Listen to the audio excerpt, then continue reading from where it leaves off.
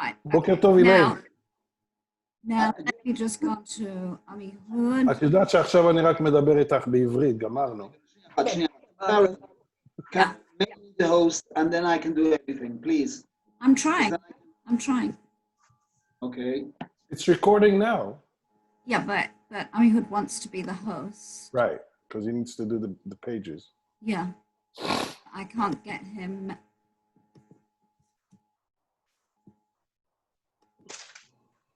Shoftim. Okay, I'm the host. Okay. You're there. You're the host. Okay, I'm the host. Just let me see a minute if I can record. It's already recording. Yeah, but he wants to take it over. Okay, ready? Yeah. Okay. All right. I'll see you all later. Goodbye. כל טוב. Okay. תודה רבה. Parashat Shoftim, and this parasha, we spoke about it a couple of weeks ago, that this is actually the continuation of the Ten Commandments. And we talked about that Sefer Dvarim is systematically going by the Ten Commandments. We talked about Shema Yisrael is the first commandment. We talked about that the Vaya im Shamoa is the second commandment, and all the chapters in between that. And afterwards we've got Hamakom Asher Yivchar Hashem, chapter 12 onwards is the third commandment. And then we've got the fourth commandment, which is talking about Chagim. That's chapter 16, chapter 15, and the beginning of chapter 16. And chapter 16 is already the fifth commandment. We're talking about obeying parents. We talked about the parents of Am Yisrael are actually what do we call them? We talked about the authority figures. Authority figures. Thank you very much. Exactly, the authority figures. And I'm already saying that we have in this chapter, it's more than one chapter. I put a few chapters together, and we're talking about 4 authority figures. If you want to remember them, the abbreviation is Mishkan. Mishkan, Mem is Melech, Shin is Shofet, then you got Kaf, Kohen, and then you got Nun, Navi. But the order is not like the Mishkan. The order should have been that the first one should have been Melech, and he has the most authority that could anybody have, a king. And suddenly, here we see that the first authority is Shoftim v'Shotrim. And the question is, why are the Shoftim the first? And I wrote here in blue on the right side that the order is not the authority, whoever is more powerful authority, but it goes by who the people give authority to. Wow. It goes from the bottom to the top, which means the authority is given by the people to nominate judges. Here, it's written here in Hebrew, Shoftim v'shotrim titen lecha b'chol sha'arecha. Titen lecha doesn't mean personally a person. It means you, the people, or the head of the people, the clever people, the advisors, they are nominating the head. We'll soon talk about all kinds of judges. Here we're talking about b'chol sha'arecha in every city and city. Sha'arim is gates, but it means mainly the gates of the cities, which we're talking about the main cities. No, I don't know if any city needs a courtroom, but it means definitely cities. If we're talking about Israel, so we're talking about, let's say, also today in Israel, not every city has a courtroom, but we're talking about something like 10 main cities like Beersheba, Tel Aviv, Yerushalayim, of course, but we're talking about also places like Afula and places which are large, but not the biggest, and they also have authority. And the first one, the first authority, I'll make it a tiny bit smaller so you'll see what I'm talking about. The first authority is all in green here. Can you see on the right side is green, and we're talking about Shoftim. but the first part is talking about the authorities of all kinds of courtrooms, but the one at the bottom, the purple, the pink, which is here at the bottom in the middle of the green, is talking about the Supreme Court. You call that the Supreme Court also in America? Yes. Mhm. Supreme Court, and this is called the Supreme Court. Let me just read verse number 8. Ki yipaleh mimcha davar mishpat. When you've got something amazing, yipaleh, which means amazing, doesn't mean amazing, but it means something spectacular, something very difficult, something which is so complicated. Ben dam ledam, ben din ledin, ben nega lenega. And there's enough explanations what we're talking about, that these are complicated things. Ve'kamta ve'alita, and you have to go up to the Supreme Court. Ela makom asher yibchar Hashem Elokecha. And we've talked about it 2 weeks ago, that always where the main place, Ela makom asher yibchar Hashem Elokecha, is talking about the Beit HaMikdash. Yes, the Supreme Court is situated on the Temple Mount in Beit HaMoked, on the border between the holy and the less holy. Not the Holy of Holies, but on the Gvul there, there's a Beit HaMoked and there's a Beit Mishpat there. So that's interesting. That is, it's really near God. It's near the, we'll soon talk about near the Mizbeach, near the altar. Okay, that's the first type. That's the nomination of the people to the judges. The second one is the king. Of course, I'll just read in red. Som tasim alecha melech. Let's start from perhaps verse 14. Ki tavo la'aretz asher, when you'll come to your country, to Eretz Israel, v'irashta, and you've already yashavta ba, after 14 years that you've already captured it and you've already settled down. Ve'amart asim alai melech kechol hagoyim asher sfivota, and I want a king like all the rest of the people. That's not a mitzvah to say that. The Ramban comes and says that's a prophesize that happened. That was a prophet prophesizing that's exactly what they'll say, and that's what they said. That by the way, in Shmuel Aleph chapter 8, exactly they're asking Shmuel, listen, we're not satisfied with you with your sons. We want a king like the rest of the goyim, the rest of the peoples. So it's written, yes, you are allowed to. Som tasim alecha melech. Is it allowed or you're commanded? There's a lot of discussion. Ramban, is it a mitzvah, not a mitzvah? But anyhow, if even we say that it is a mitzvah, som tasim alecha melech, but not like all the rest of the people, asher yivchar Hashem Elohecha bo. Who will choose it? God will choose it. Aha. So here you can see a combination of you choosing, but Hashem has to agree. The Rambam really says it in Ilchot Sanhedrin. He says it differently in Ilchot Melachim, but in Ilchot Sanhedrin he says, who nominates the king?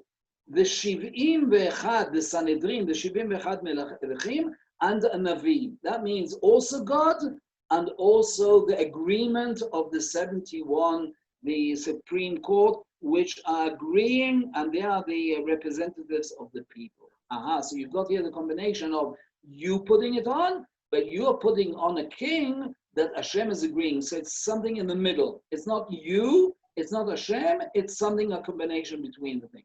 The third part of an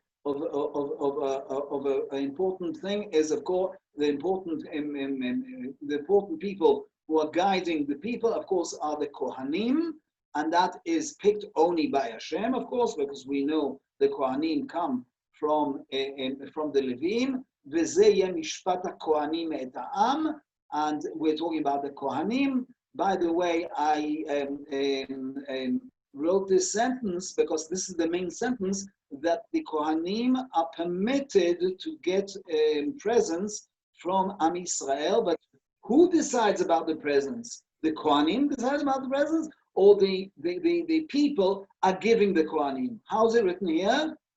Mishpat HaKohanim me'et ha'am. The people have to donate to the Kohanim. If the people don't want to give to the Kohanim, so the Kohen can't demand it.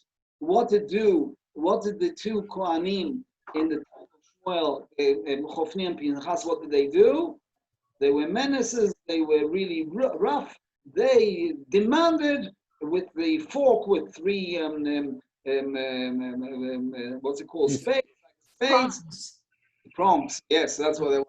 Yeah. The prompts, and they said, give me, otherwise, okay, they were really tough and good thing. And by the way, it goes by the order of history. We talked about it last week. It goes by the order of history. So here you've got also judges, and that's then you've got the book of Kings.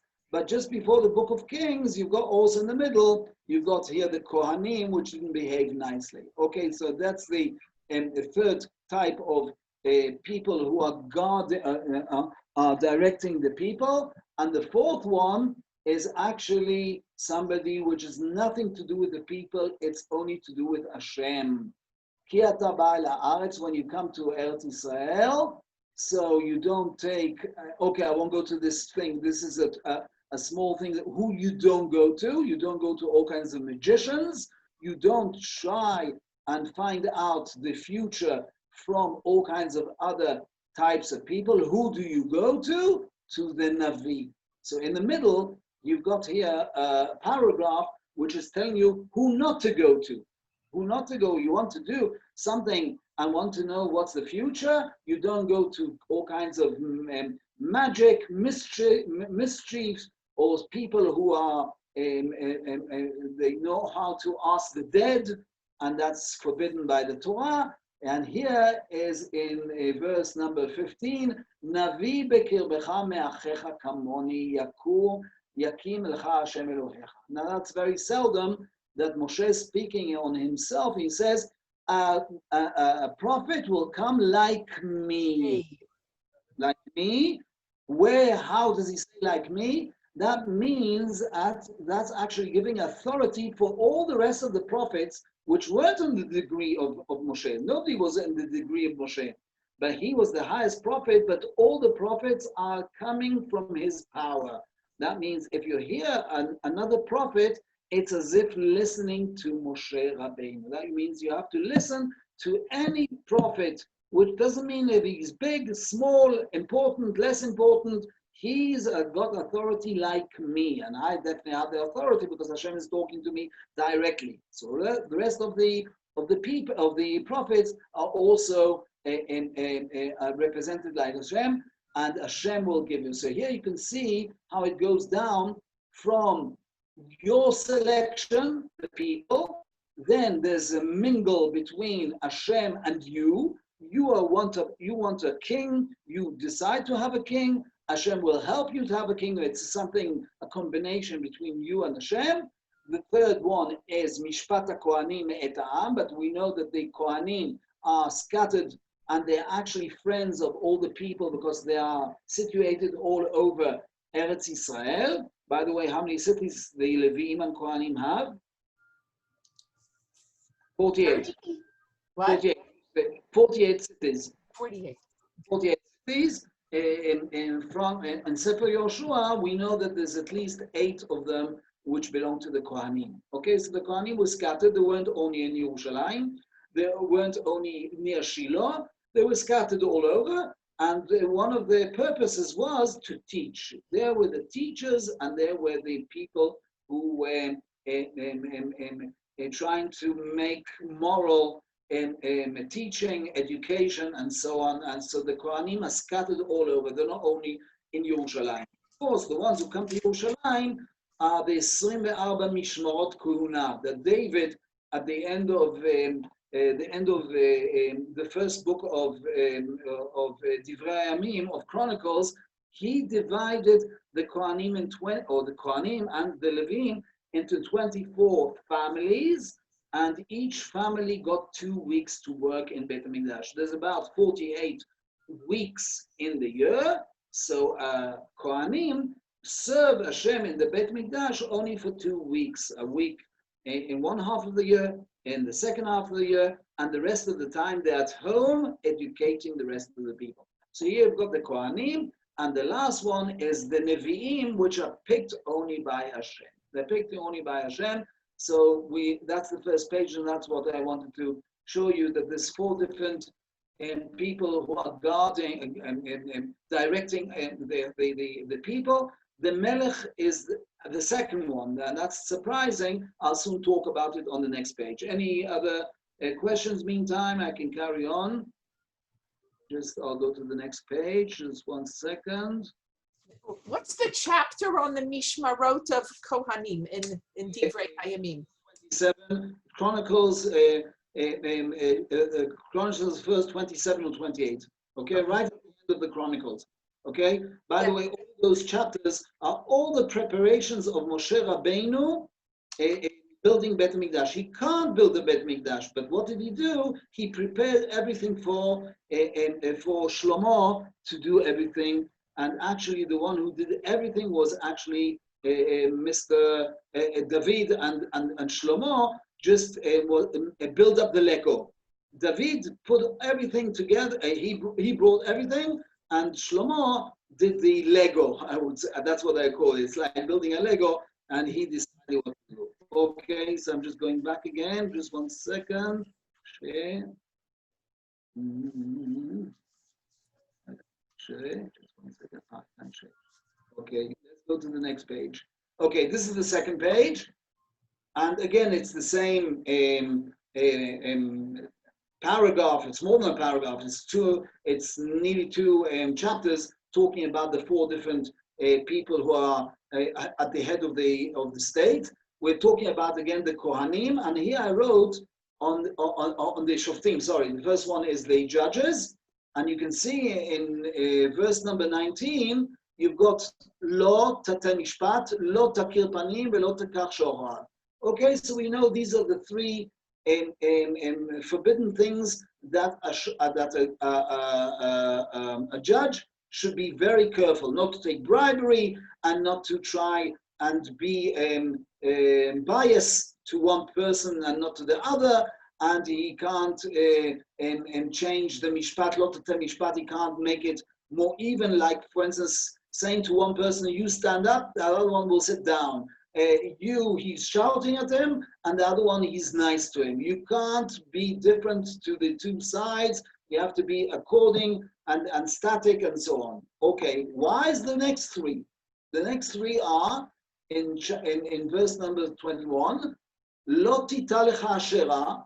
Don't, in Bet HaMikdash, you're not allowed to put trees. By the way, now on the Temple Mount, there are trees there, but it's actually, when the Bet HaMikdash will be built tomorrow morning, they'll cut down all the trees. You're not allowed to put trees there. Okay, I won't go into the idea why. Mainly it's because we don't want, Hashem doesn't want that people will worship the trees. The idolatry, one of the type of idolatries was in the time of the Torah to worship trees. So don't put a tree there. The second thing is, Lo takim lecha matzeba. You're not allowed to make one stone as a pillar. You are only allowed to make a mizbeach altar with 12 stones, many stones, not with one matzeva. And the third one is Lo tizbach la'Hashem Elokecha shor v'seh asher yeh bo mum. You're not allowed to sacrifice any altar that's got a blemish. What's this to do with the Kohanim, with the judges? It's nothing to do with the judges. The first three are things that our judges are forbidden, and they should be cautious when they are going on in the courtroom. But what's the other 3? The explanation is the courtroom is next door to the altar. The main part of the Supreme Court, like I said a few minutes ago, is on Beit HaMikdash, next door to the altar. By the way, we talked about it already previously, a couple of weeks ago. What was the thing that people had to hold when they vowed? In courtroom, many times you have to vow, I'm going to see the truth, only the truth and nothing but the truth. Today you hold a Tanakh, you hold a Bible. What did they hold then? They held one of the corners of the Mizbeach. Why? Because it's next door. It comes very big. So these 3 things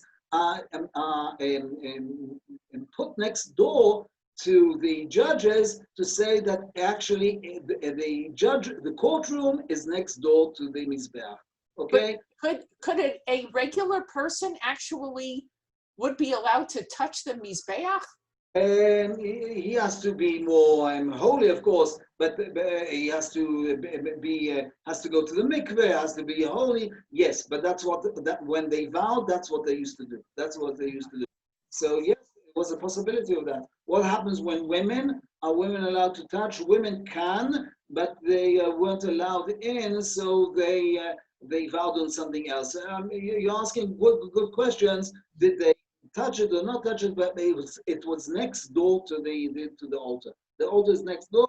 And by the way, there's all kinds of pictures. Where was the courtroom? Very near the altar. Okay, so the next thing that I want to show you is something additional about the courtroom. It's written here in red, Ish or Isha, and it's written again afterwards, O Ish or Isha. Yes, can you see the word Ish or Isha in red?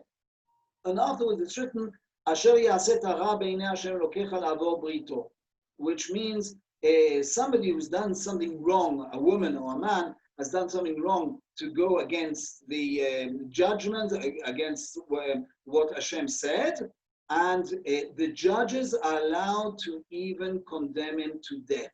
Wow, that is really harsh. By the way, Baruch Hashem, the Talmud says that once in 70 years, if they killed a Jew, that's called a very tough Beit Din. A murderous Sanhedrin. What's the word again? Murderous, Rotzeach. Yes, that's it. A very murderous, and by the way, they changed the Beit Din. Once in 70 years, they killed a person, you are too hasting, you haste too much, you kill too much, once in 70 years, they're going to change you. Wow, wow. So you can see that actually there's so many death penalties in the Torah, even so they weren't carried out. Mostly and nearly always they weren't carried out. They always found a solution. They always found that the witnesses are not saying the right thing. They always find a way out not to kill people. But I'm just showing you red and yellow. And again, you've got red and yellow. Always when you've got a margin like this, when you've got a phrase, it doesn't matter what color, I colored it in all kinds of colors, but when a phrase like this, we're talking about Ish or Isha, and then it's written in yellow what it's written, and then it's written again, usually it's emphasizing the middle. And what's the middle? The worst thing is that you are bowing down. The worst crime could be that you're bowing down to idolatry, and there, it's written there, now I wrote here that this is seldom in the Torah. Usually Hashem is not talking in first person. We've got a few places where Hashem talks in first person. It's usually big miracles. For instance, Pesach is written in first person. It's written Ani v'lo malach, ani v'lo saraf. You remember in Exodus Shmot, and we talk about it in Leil Seder, that Hashem is talking, I personally are going to save you, not by an angel's help, but it's very seldom, by the way. So it's usually big miracles, or it's things which are really so extreme that Hashem wants to emphasize it very much. He's talking in first person. So this is very unseldom to say Lotzi Viti. Hashem is talking in first person, and I wrote it here, which means it's the most terrible sin there is, and we know that's the second commandment. The first commandment, believe in Hashem. Second commandment, don't use anything that Hashem, don't bow down to anything that Hashem doesn't want you to bow. Sholotzi Viti, and then it's written there, you can even kill him. That's what's written in verse number 6. Al pi shnayim edim or shlosha edim. I won't say why it's written here 2 or 3. You learn all kinds of interesting things from these words. 2 or 3 witnesses, and he's killed to death. Uvialta hara mikirbecha. Now you'll soon see why I colored these words uvialta hara mikirbecha. I talked about 4 different authorities. We talked about the judges. We talked about the king. We talked about the Kohanim, and we talked about the fourth one, the Navi, the prophet. Now, all of them have the same words, Kechol Echav, his brothers. Also, a prophet has his brothers. He can't. By the way, prophets are usually Jews. Okay, we've got a seldom example of Bilam, and we've got other people. For instance, Eliphaz in the book of Iyov, he was Iyov Jewish? Wasn't he Jewish? Most of the commentators say he wasn't Jewish because God's name is not written there. Israel is not written there. Mitzvot are not written there. It's a long philosophical book talking about all kinds of peoples, not only Jews, and probably Iyov wasn't Jewish, and probably Eliphaz wasn't Jewish. So we can imagine that also Eliphaz, he says that he sees all kinds of visions. He was a prophet. Okay, so we've got three different prophets from other peoples, but all prophets, nearly all prophets, 99% of the prophets are from your brothers. So here you've got prophet from your brothers. You've got the Kohanim or the Leviim, Nachala lo yelo bekerev echav. Also his brothers, also the Kohanim and Leviim, of course, come from your brotherhood.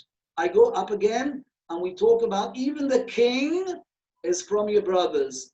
There is an incident that they came to Yanai HaMelech, one of the late Hashmonaim kings, and they were terrified that he's going to kill all the Jews. He killed many times many other Jews. We've got a few kings like that. We've got Herod, we've got Yanai, but even so, they come and told him, you are from our brotherhood. They tried to calm him down. Please don't kill any more people. Yes, you are from our brothers. Okay, they tried to calm him down. But here you can see, kings are from your brothers. Which is the only one is not written from your brothers? The judges. That's interesting. The judges, of course, are Jews. They are from your brothers. But it's written, the word achecha won't appear. Can you see the word achecha? You can see here about the king, mikerev achecha, is from your brothers comes a king, from your brothers comes the Kohanim, from your brothers comes the prophet. Really? The first one is not written, and that's the judges. It means, of course, that the judges are Jews, but they are not from your brothers. That means there has to be very, very special and very well picked. It means Mekir Becha. I wrote here, Etzela Shoftim, only the judges are the ones which is written, not written Mekir Becha, not from inside your brotherhood. Why? Beki HaShofet mitchayev yoter mekulam. He's got more responsibility on other people because he sometimes kills other people. He sometimes can let them alive. He's not a normal brotherhood. He's not a normal citizen. That's why that's interesting. People don't notice that this is the only one. Even the king comes from your brothers. The judges don't come from your brothers. That's another note that I wanted to say. The third one is about the kings. I gave you the Rambam already, wrote to you that that's exactly what's written in the first book of Shmuel. Have a look in chapter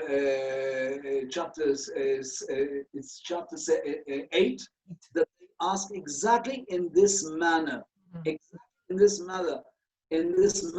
these words. Shmuel, we don't want you and your sons. We want a king like the rest of the people. And Hashem answers them, no, you're not going to have the right like the rest of the people. You're going to have a king that was picked by Hashem. Okay, so that's another thing that we've seen. You can see that the many phrases that I put in blue about a king, exactly the same phrases are written exactly about the Kohanim. Let's have a look a minute. About the king, it's written "Valita lemakom." About the judges. About the judges. The judges is written that the Supreme Court judge "Valita lemakom asher yivchar Hashem Elokecha bo asher yivchar Hashem haTorah lo tasur yamin u'smol." All these words are talking about the judges that they can't move from left to right, and they're on the Temple Mount. They are very important people, and all the people should be in a terror. I wouldn't say terrified, but they should have respect to the judges. The same words are written exactly about the king. And now we know why the king is very similar to the judges, but it means that he has to listen to the judges. Again, he is chosen by Hashem. And I told you, if you remember a week ago, 2 weeks ago, that it's written the verse, Asher Yivchar Hashem Elokecha, the place which is picked by Hashem, is written 21 times.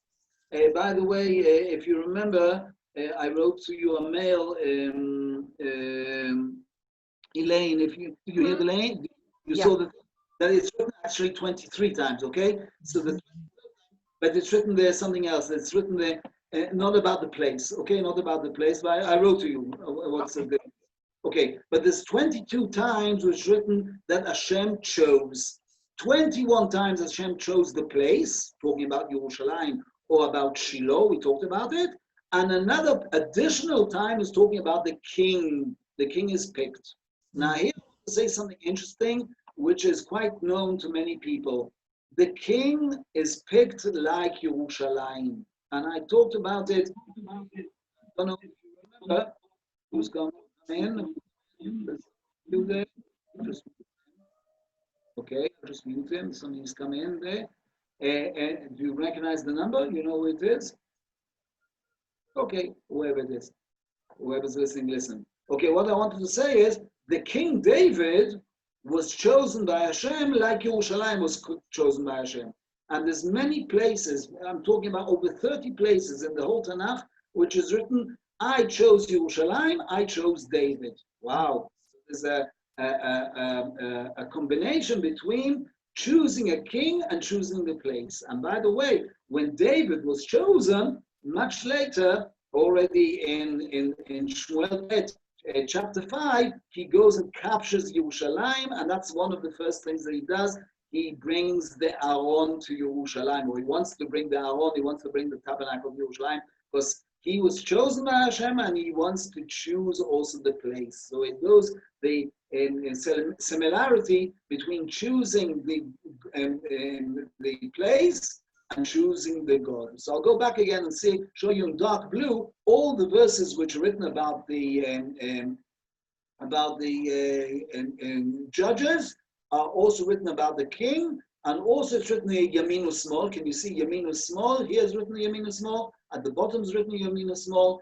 At the top it's written Al Pia Torah Sheyucha. The judges have to go by the Torah. Also the king has to go by Torah. Shows you that the king has to actually listen also to the court, and he's actually got some similarity like a courtroom, but he himself has to listen to the courtroom. There was a lot of terrible stories in the Second Temple that kings didn't listen to the courtroom and they killed who they wanted to kill. Of course, we're talking about Herod. I talked about Yanai. I'm talking about Hyrcanus. There were a few terrible kings that came from the late Hashmonaim, and they weren't exactly righteous people, and they didn't give enough respect to the courtroom. Okay, one more thing on this page here at the bottom. We're talking about the Navi.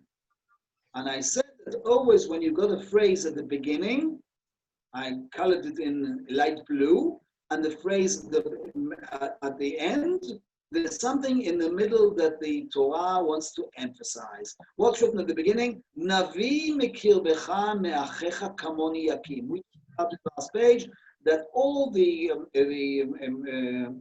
prophets come from the power of Moshe Rabbeinu. It doesn't matter if it's a small prophet like Haggai or Yonah or other prophets which are much less important than Moshe. Even so, you should listen to them exactly like listening to me, to Moshe Rabbeinu. And exactly the same words are written at the end, again in light blue. Navi akim lahem mikerev achehem kamocha. Kamoni, kamocha, exactly the same words. What's emphasized in the middle? Why you have to listen to all this? Because Moshe is reminding them. Who asked not to listen anymore to Hashem and not listening to me. The You are people. the Right. people, exactly. And I wrote here, it's written already in the end of Matan Torah. It's written there in the beginning of this book, in chapter 5, verse 20. What's this? 20, 25, 23. So he says, "Kechol asher sha'alta," you asked, not me, because Hashem wanted to give all the 10 commandments to Bnei Israel. But after the first 2 commandments, we talked about it, people were terrified, people didn't want to listen anymore to Hashem, and says, we've had enough, thank you very much, listen, and you bring it to us. That's what Moshe is quoting. He's quoting exactly what they said. "Kechol asher sha'alta me'im Hashem Elokecha bechorev," in Sinai, Yom HaKahal is when you all resembled under the Sinai mountain. Lo osif lishmoa et kol Hashem. You don't want to listen anymore directly from Hashem, and you don't want to see this frightening fire, and it definitely was frightening.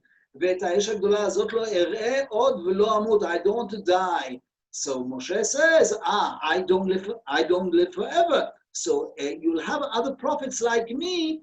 Hashem won't talk to you directly, and that's the reason why you have to listen to all these prophets. It was your request to hear from other prophets and not from Hashem. So here you've got many times, again, you've got a verse at the beginning, a verse at the end, and in the middle there's a verse which is giving you the main reason why all the prophets are special.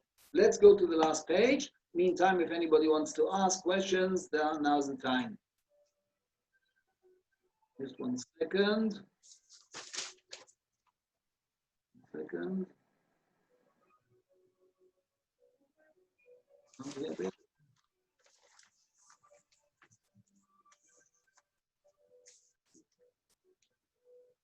Okay, the last page, I usually don't bring this page, but I bring exactly the same whole chapters that I brought before in this first 2 pages, and I emphasize words which are repeating over and over again.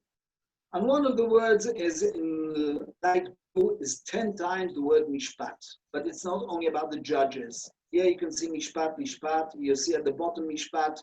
You see going all the way down that everybody has to go to the mishpat. 10 times written mishpat, that actually all the rulers and all the 4 types of different jurisdictions have to go by the law. So that we know that the law is a law and we have to listen to the law. And of course, we're talking about the law from Hashem, from the Torah. That's one interesting thing.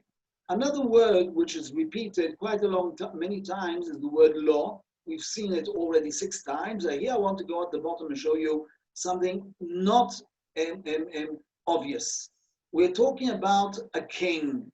What is the worst word that you can say to a king? I'm already telling you in red is saying to a king no. The last thing you can say to a king is no, because the king is so happy with his power. He can always do whatever he wants. To say to a king no is like rebelling against the king. And here the Torah is giving you 8 times no, no, no, no. Have a look how many times written the word no on a king. It's unbelievable. It's the only place that you can find in the whole world that somebody comes and says to a king, no. Have a look in all the religions and have a look in all the politicians. The king is the highest ruler and he can nearly do everything what he wants to do. And here the Torah comes and says, no, no, no, no. What's the Torah is trying to say? That actually the king is not the king. The king is a deputy of the king. Who's the real king? Hashem. Hashem. That's why. How do I know Hashem is the king? Because everything is no, no, no, no. There's one thing he does have to do. One thing he does have to do. Have a look at verse number 18. Vaya keshivto, when he sits down and rules and becomes a king, vaya keshivto el kiseh mamlachto, he has to write something. What does he write? Vekatav lo et shnei haTorah.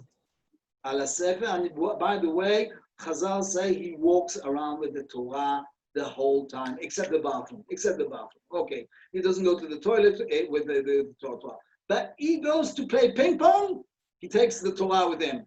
He goes to hunt in the court, I don't know what, he's going to play outside, he's going to war, he takes the Torah everywhere. So what is the main king? Who's the main king? Of course, HaKadosh Baruch Hu, and that's one. An interesting insight that the word law, it's the worst word that you can say to a king. Here the Torah comes and says, no other religion, no other politician would say ever to a king no. You say to a king no, he might chop off your head. He might chop you off your head. If you're lucky, he might only put you in jail for all your life.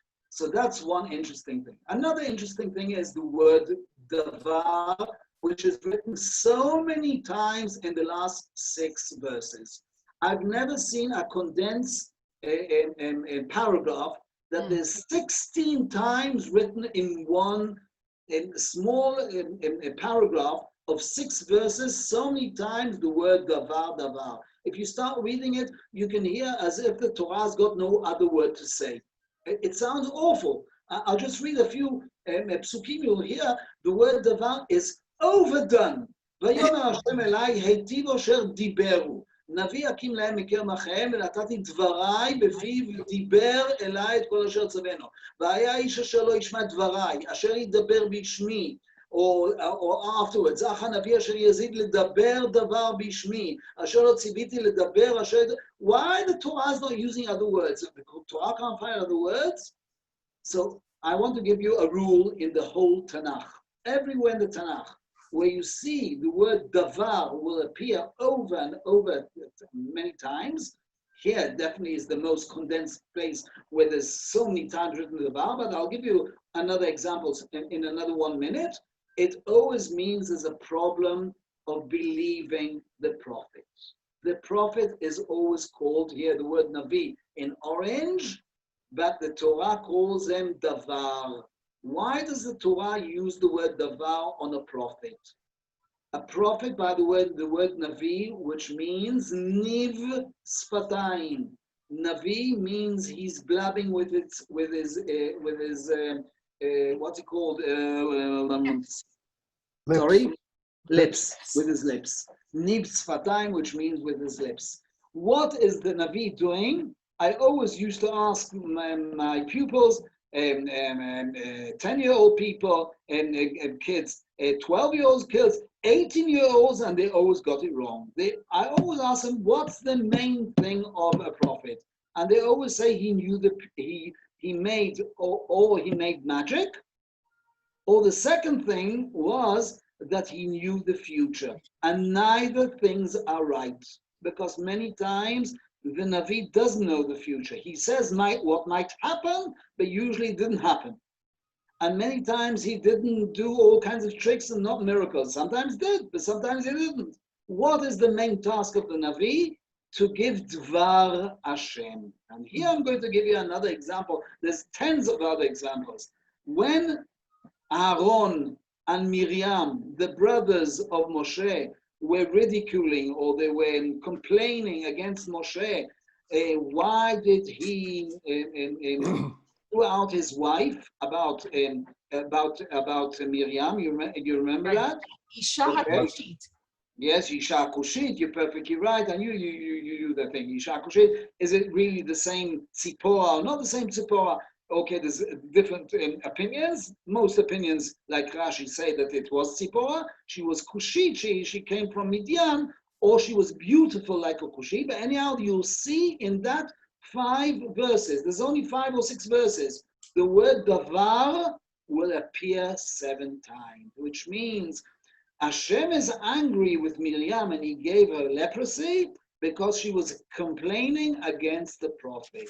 So always when it's written davar, davar, davar, davar, it means you have a problem with the prophet. I'll just give you another example. The first chapter of Yirmiyahu is written the word davar 10 times because nobody wanted to listen to Yirmiyahu.